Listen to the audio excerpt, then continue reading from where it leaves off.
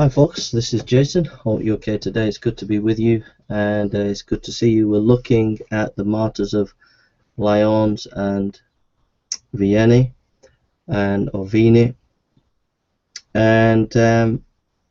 looking at it from a book called Sketches in Church History by Robertson. It's in the public domain, and people are free to use it, and so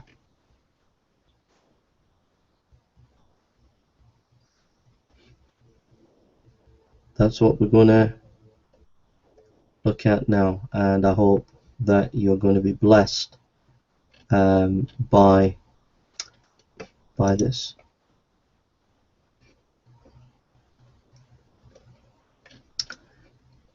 Many other martyrs suffered in various parts of the empire under the reign of Marcus Aurelius.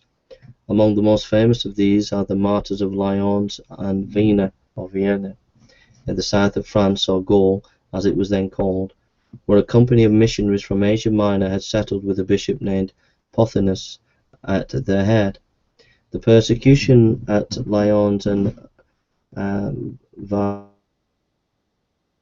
Vienna was begun by the mob of those towns, who insulted the Christians in the streets, broke into their houses, and committed other such outrages against them. Then a great number of Christians were seized and imprisoned in horrid dungeons, where many died for want of food or from the bad and unwholesome air. The bishop Pothinus, who was 90 years of age and had long been very ill, was carried before the governor and was asked, "Who is the God of Christians?" Pothinus saw the governor did not put the question from any good feeling, so he answered, "If thou be worthy, thou shalt know."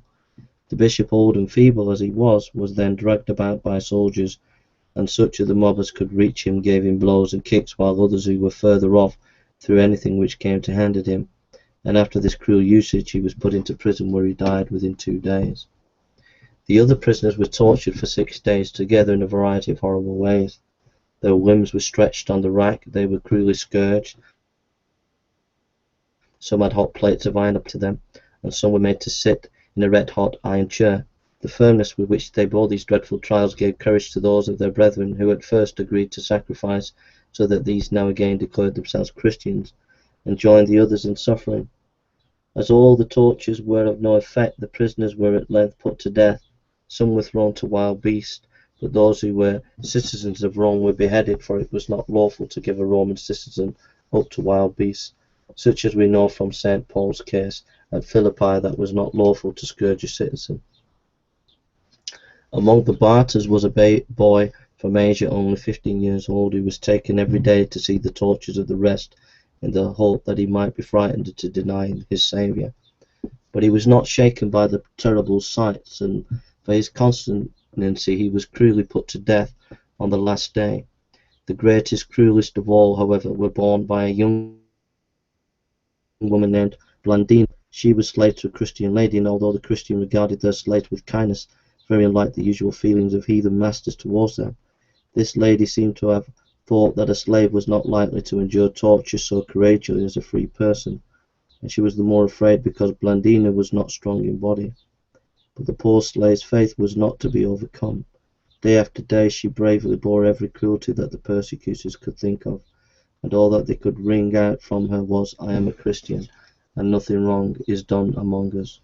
The heathen were not content with putting the martyrs to death with torture to allow them to die in prison.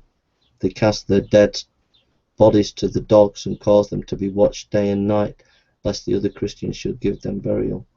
And after this they burnt the bones and threw the ashes of them into the river Rhone, by way of mocking at the notion of a resurrection.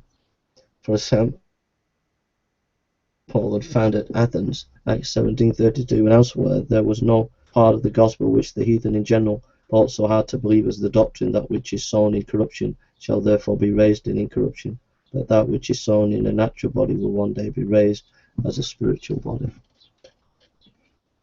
I'm nearly in tears. That's just an amazing story. Just remember, if you're a Christian, to stand fast.